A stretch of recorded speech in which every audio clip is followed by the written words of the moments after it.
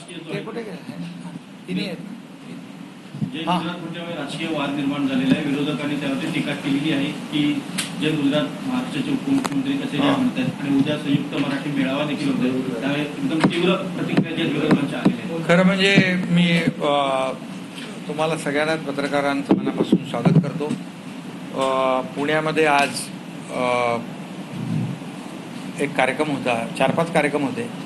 त्यामध्ये एक कार्यक्रम होता पुणे गुजराती, ते म्हणजे त्यांचं नावच आहे पुणा गुजराती, पुणे गुजराती. पुणे गुजराती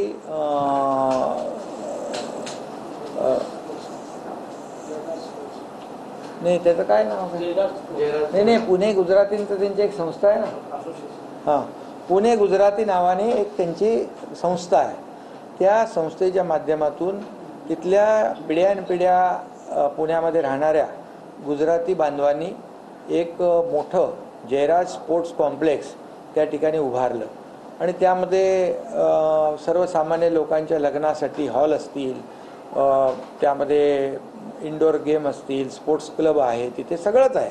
म्हणजे एकंदरीत सर्वसामान्य तिथल्या लोकांना सोयीसुविधा आणि या सगळ्या गोष्टी आणि जे खेळाडू आहेत त्यांना देखील एक प्लॅटफॉर्म उपलब्ध करून देण्याचं काम, मोठं काम त्यांनी त्या ठिकाणी तो कॉम्प्लेक्स उभा केला. त्याचं लोकार्पण होतं आणि त्यामध्ये खऱ्या अर्थाने मी नेहमी जय हिंद जय महाराष्ट्र म्हणतोच आणि मी त्याप्रमाणे भाषणाच्या शेवटी म्हणालो जय हिंद.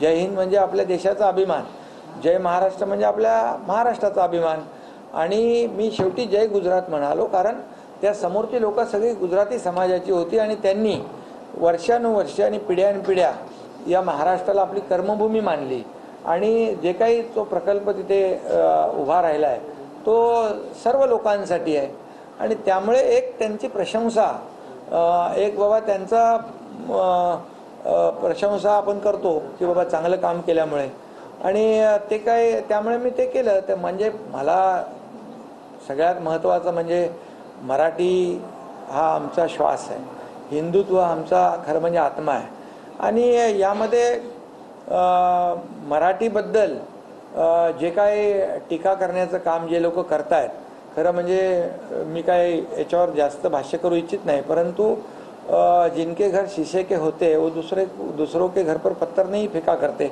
एक फक्त उदाहरण तुम्हाला मी दाखवतो, ते तुम्ही बघून घ्या.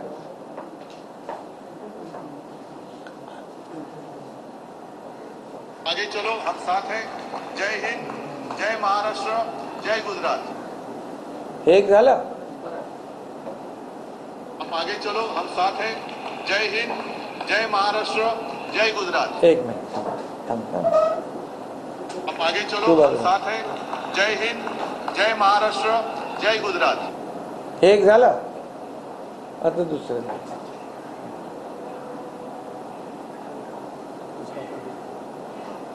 आता एक पत्र आहे बघा,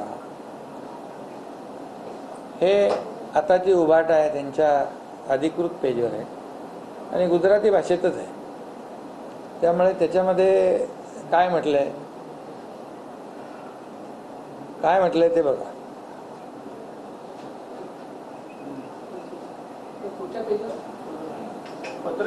त्यांचं शिवसेना आताची उभाटा त्यांच्या अधिकृत ह्याच्यावर पत्र आहे, ते वाचाव. तो वाच ना.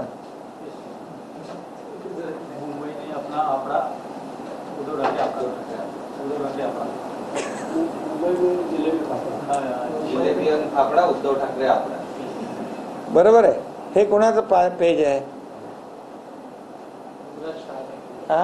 हा, तर त्याच्यामध्ये लिहिलेलं आहे. आता मी का वाचू का नको मला वाटत माहीत नाही, पण तुम्ही दाखवा ना, सांगा. हां सांगा ना, बोलून दाखवा ना, रीड करा ना. हे घ्या. हां, सेना संघटक हेमराज शहाना अरे हे वरचं वाट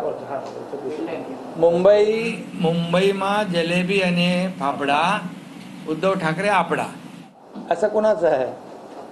हे शिवसेनेचं अधिकृत पेज आहे, उबाटाचं आताचं, बरोबर. त्यानंतर आणखी एक घ्या,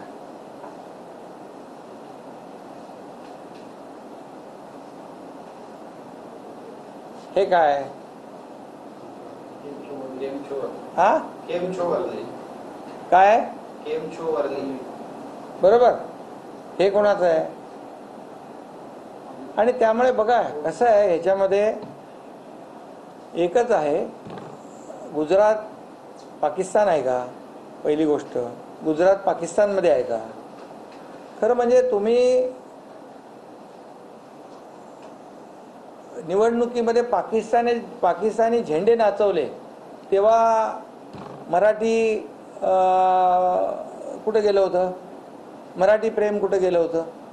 आमची नाळ आहे या मातीशी जुळलेली आहे. खरं म्हणजे आमची नाळ या मातीतच पुरलेली आहे.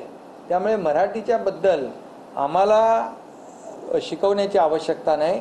आम्ही मराठी मातीशी जुळलोय, इथंच आम्ही काम करतो, सुट्याही इथंच घालवतो आम्ही.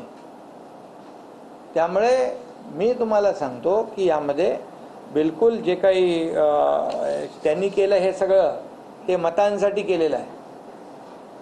पण मी जे बोललो ते केवळ आणि केवळ या ठिकाणी त्या समाजाने त्या ठिकाणी सर्व पुण्यातल्या लोकांसाठी काम केलं म्हणून त्यांची प्रशंसा केलेली आहे. बाकी याच्यामुळे पण सगळ्यात आधी मी जय हिंद म्हणालो, जय महाराष्ट्र म्हणालो.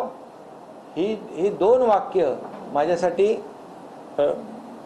जे आहे म्हणजे मी मगाशी म्हटल्याप्रमाणे मराठी आमचा श्वास आहे आणि हिंदुत्व आमचा आत्मा आहे, जीव की प्राण आहे. त्यामुळे हे आता जे काही चालू आहे हे सर्व राजकारण जे हे निवडणुका डोळ्यासमोर ठेवून जे काही चाललंय त्याच्यावर मी आज काय भाष्य करत नाही.